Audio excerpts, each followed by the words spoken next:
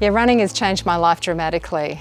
I really felt that I was a normal, everyday mother of two from Coogee, who set out to do a 4-kilometre race at the very beginning of her running journey, and that's taken me over the last 3 years to doing things that I would never have even imagined that I could. There's been a number of things that have impacted on my life, and I guess the one that really comes to mind is being diagnosed with ovarian cancer when I was 41, and that was February 2007. And that was, I guess, a really confronting time. It just came out of the blue. To come through that and to survive that situation, yeah, I've really come out of that a lot stronger and a lot more resilient and wanting to live life to the full. Yeah, when I run, it's that sense of freedom, of getting out and enjoying being outdoors and doing something that I've really grown to love over these past 3 years. But when you take yourself off for a run, it's just wonderful. You're there alone, you can really think things through, you can pray, you can reflect on life. And for me, it's just a really precious time that I feel a lot more fulfilled. And every event that I do, I finish it having really enjoyed it and then thinking, well, what's the next step up? What's something else that will challenge me?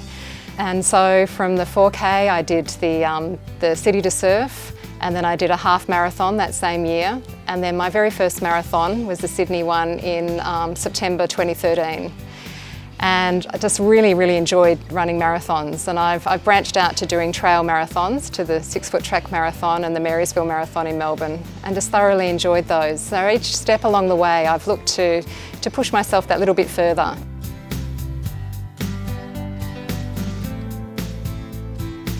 Well, my husband and I were celebrating our 25th wedding anniversary and had planned to go to Paris. And I was hoping to sign up for the Paris Marathon because that was at that stage. But unfortunately, I missed the registration deadline. So I decided to Google any other marathons that were around that time in Europe, and up popped the North Pole Marathon. And I thought, this is perfect. So that was January. That gave me about 2.5 months to prepare for something that is just so completely different to the environment here at Coogee in Australia.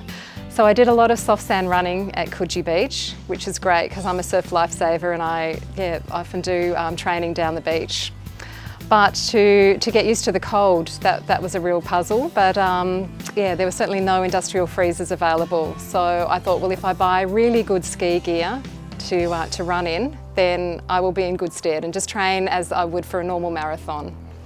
I remember standing at the start line at the North Pole Marathon thinking I'm about to run into the unknown, not knowing how I was going to go, running in deep snow with the temperature being -28, knowing how my gear would hold up, my ski goggles, my balaclava, how breathing would be through that. Yeah, it's certainly a sense of great anticipation, but just not really knowing what I was in for. Once I'd done the first lap, I really set a steady pace that I was really comfortable running. Up until that point, I'd had music, but my phone froze at that stage. And I just got used to, I guess, knowing what the lap was like, what the conditions were like out there. I took a layer off. I was getting a bit warm and I just really had to regulate my body temperature so that I wouldn't sweat or be too cold. So halfway through the North Pole Marathon, I was feeling good, but the conditions were beginning to change.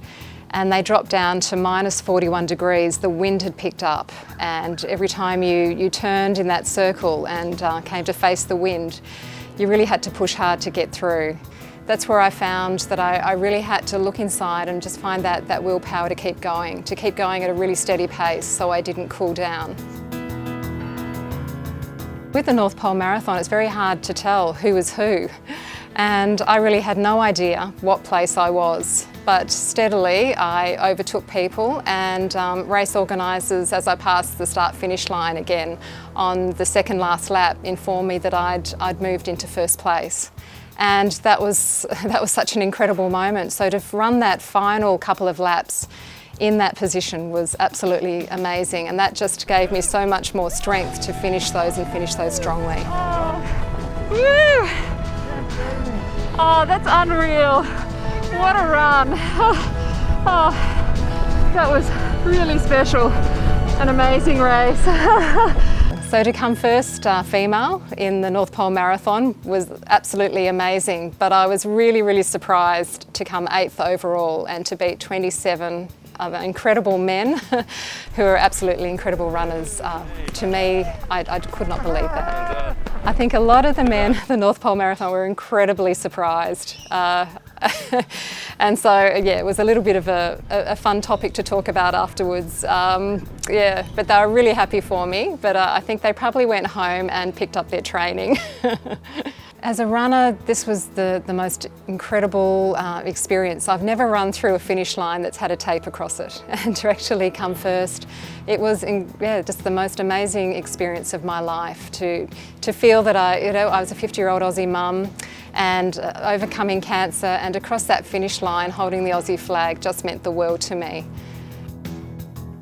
I think by running in the North Pole Marathon, I learned a great deal about the meaning of resilience and really keeping going when conditions get incredibly tough, and never giving up, and really drawing on that inner strength and thinking that anything is possible and that I can keep going and putting one step in front of the other. And no matter how uncomfortable or how fatigued or how deep the snow was, or if you stumbled, that you just pick yourself up and keep running and make it all the way through to that finish. I think by winning it really, I guess, opened a door for me to think that perhaps I can do something that was even more outrageous. So the World Marathon Challenge is running 7 marathons on 7 continents in 7 days.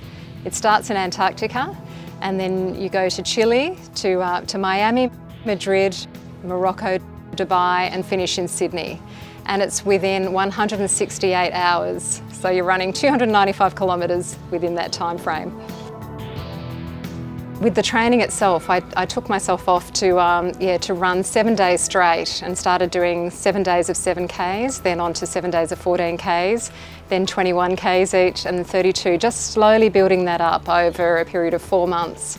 And then did a marathon a week, and my training was going to plan up until December. So about a month and a half out, I got a chest infection, and that really impacted on my training. I couldn't run, I really had to recover, and I found that really, really tough.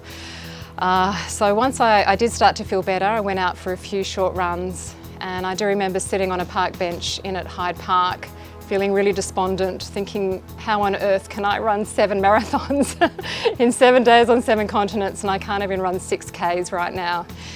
But I did. I took myself out the next day and regained my strength, and hopped on that plane to fly out to Chile, thinking, well, here we go, and I'll give it my best shot. Really looking forward to this one, getting started. This is the first race. Can't wait. It's going to be absolutely awesome.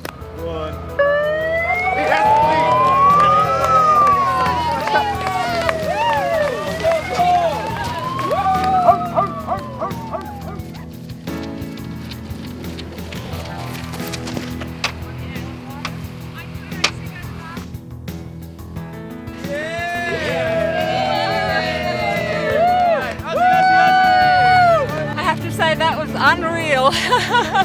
Oh, woo. A big run, an amazing location.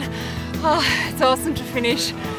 And that was my whole approach to the race. I wasn't there to win or do an incredible time. I wanted to get out there and share it with the other participants. And it ended up being an incredibly fulfilling, tough, but very fulfilling challenge. And today's marathon was for my brothers and family, so it meant lots. Hey, woo! Oh, that's good. I had a bit of a tumble a moment ago, but I'm okay. My legs are a bit tired. Those last couple of laps, I did a lot of thinking, and I just thought about the future, and I'm just so grateful to be alive after surviving cancer, and to participate in something like this is absolutely awesome. Yeah, the Sydney leg was really special because I got to share it with my family, who have been an incredible support to me. For my 2 brothers to fly in from interstate to see, the antics that I get up to share it with fellow lifesavers. Sorry. And also family and friends, and the Cantu people who I've been doing fundraising through. To have them there in those early hours of the morning, was absolutely fantastic support. It really was a dream come true to finish it today, and get these amazing medals, and where to from here? We'll have to see how we can top this, because this was absolutely awesome. An incredible joy that here was a dream and something that I'd, I guess, trained for, and to actually achieve it. And as a 50-year-old mum and cancer survivor, yeah, just to go against the odds and accomplish that, yeah, it meant a lot. I've just come away with so many more reasons to run, that it's not just a personal journey, but one that I can share and help other people. And it's really taken it beyond just putting on my runners and going for a run to being a lot bigger than that. And I really want to help other people and to raise funds for cancer research, and just encourage people to get out there and give things a go, even when you think it's not possible, that you can achieve things. I still feel very much like the same person, but I know I've changed. I've certainly developed a lot more resilience. I'm a lot more, I guess, courageous, willing to take on things that in the past, had you asked me, I would have thought impossible. I guess I've experienced a lot of joy, a real sense of fulfilment in accomplishing these things that perhaps are a little crazy, a little out there. But life is great, and I'm really enjoying life, and I want to encourage people to make the most of life.